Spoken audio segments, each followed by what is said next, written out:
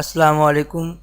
توقیر انصاری صاحب کی دو web sites thinkallah.com اور isthereanygod.com کے آرٹیکل پانی اور آکسیجن کے سسٹم سے لی ہوئی انفارمیشن آپ کے ساتھ شیئر کرنے جا رہا ہوں۔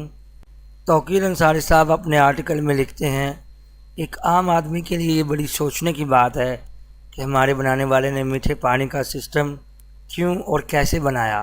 وہ اس لیے بنایا تاکہ لوگ شکر گزار ہو جائیں، اور ہر انسان کے لیے نہایت ضروری ہے کہ وہ اپنے اصل رب کو پہچان سکے۔ جب پانی بننے کے سسٹم پر غور کریں گے تو 6 بلین بت پرستوں کو ذرا سا غور کرنے سے معلوم ہو جائے گا کہ یہ بت مجسمے اور کوئی بھی انسان اور جانور ان کے خدا نہیں ہو سکتے اور ان کے لیے کچھ نہیں کر سکتے سوائے ایک سپریم خدا اللہ کے۔ جیسا کہ ہم جانتے ہیں، ہمارا ہر جاندار اور ایگریکلچر کا دار مدار پانی، ہوا اور آکسیجن پر ہے۔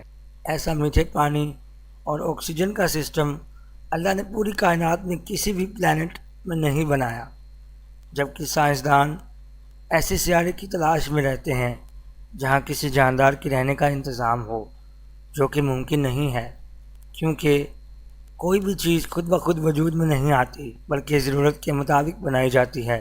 اللہ نے اپنی کتاب قرآن مجید میں فرما دیا ہے کہ ہم نے تمہارے اور تمہارے جانوروں کے کھانے پینے اور رہنے کے لیے انتظام کیے ہیں، اور ہر جاندار کو اللہ نے پانی سے تخلیق کیا ہے۔ دیکھیے سورۃ النور، سورہ نمبر 24، آیت نمبر 45۔ واللہ خلق كل دابة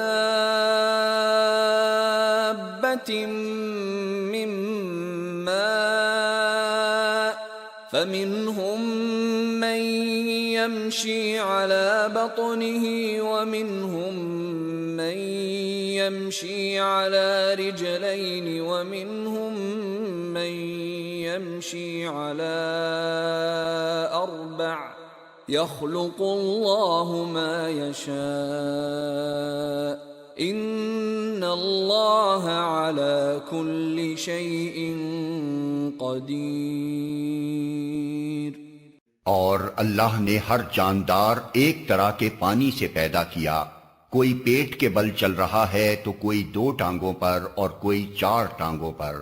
جو کچھ وہ چاہتا ہے پیدا کرتا ہے، وہ ہر چیز پر قادر ہے۔ یہ صرف اللہ ہی کی ذات ہے جس نے ان سسٹموں کو بنایا، وہی ہے جو ان کو ایکوریٹلی چلا رہا اور مینٹین کر رہا ہے۔ میٹھے پانی بننے اور چلنے کا سسٹم تو بڑی بات ہے، اس دنیا کا کوئی چھوٹا سا سسٹم بنانے کے لیے بھی بڑی پلاننگ کرنے کی ضرورت پڑتی ہے۔ اس کے لیے انجینئرز اور آرکیٹیکٹس کی ٹیمیں مہینوں پلاننگ کرتے ہیں، اور جب کسی چیز کو بناتے ہیں تو اس کو بنانے کے دوران طرح طرح کی ان کو امپرومنٹ لانی پڑتی ہے جو پلاننگ کا حصہ نہیں ہوتی، اور ٹائم کے ساتھ ساتھ پروجیکٹ کو مینٹین اور امپروو کرنا پڑتا ہے، اور کبھی کوئی کوتاہی ہو جائے تو سسٹم ٹھیک نہیں چلتا۔ اگر ہم اللہ کے سسٹموں کی ایکوریسی زمین اور سمندروں کی دنیا اور آسمانوں میں دیکھیں تو معلوم ہوتا ہے سوائے ایک اصل سپریم خدا اللہ کے ایسا نظام کوئی نہیں بنا سکتا، اور نہ کوئی سسٹموں کو بنانے میں اللہ کے کسی بھی کام میں مدد کر سکتا ہے۔ ہم سیٹلائٹ سے بنائی ہوئی تصویروں میں موسموں کی تبدیلیوں کی حرکات دیکھ سکتے ہیں۔ سمندروں سے اٹھنے والے آبی بخارات سے چھوٹے چھوٹے بادلوں کے ٹکڑے بن کے ایک بڑا بادل بن جاتا ہے، اور جب بادل طے بتائے آسمان میں پہاڑوں کی شکل اختیار کر لیتے ہیں تو ان بادلوں میں سے ہی بارش، اولے، برف اور ملینز واٹس کی گرج چمک کے ساتھ بجلی۔ ایک عام آدمی بھی اللہ کی قدرت کو ایکنالج کر لیتا ہے، اور اللہ اپنی کتاب قرآن میں 1450 سال پہلے اس بات کی تصدیق کرتا ہے۔ دیکھیے سورۃ النور، سورہ نمبر 24، آیت نمبر 43۔ أَلَمْ تَرَ أَنَّ اللَّهَ يُزْجِي سَحَابًا ثُمَّ يُؤَلِّفُ بَيْنَهُ ثُمَّ يَجْعَلُهُ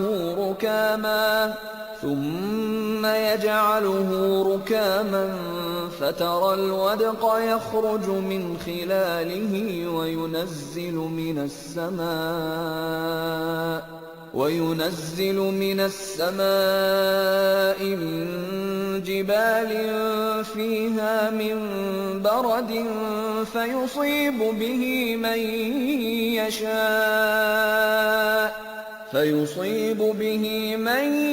يشاء ويصرفه عن من يشاء يكاد سنا برقه يذهب بالأبصار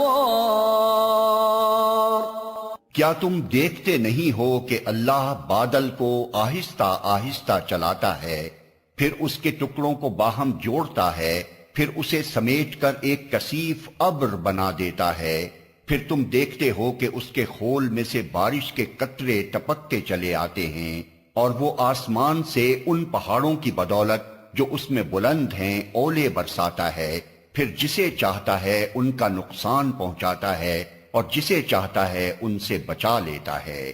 اس کی بجلی کی چمک نگاہوں کو خیرہ کیے دیتی ہے۔ اس سیریز کی بقایا ویڈیوز دیکھنا نہ بھولیں اور مزید معلومات کے لیے thinkallah.com اور istherianygod.com پر جا کر آرٹیکل کو پڑھیں۔ اللہ کے ماننے اور نہ ماننے والوں سے میری درخواست ہے کہ انسانی فلاح و بہبود کے لیے thinkallah.com اور istherianygod.com کو ملٹی میڈیا اور سوشل میڈیا پر شیئر کر کے انشاءاللہ اپنی ذمہ داری کو پورا کریں گے۔ چینل کو سبسکرائب کریں اور بیل آئیکن کو دبائیں تاکہ نوٹیفیکیشن ملتے رہیں۔ السلام علیکم ورحمۃ اللہ وبرکاتہ۔